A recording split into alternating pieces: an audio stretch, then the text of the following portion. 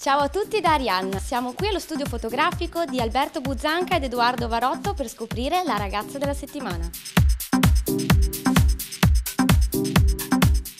Gli step per diventare modella, quindi il percorso che deve fare una modella, una ragazza, anzi non ancora modella che vuole intraprendere questo tipo di carriera, è prima cosa stare tanto tempo davanti allo specchio, guardare molte riviste di moda e fare le prove.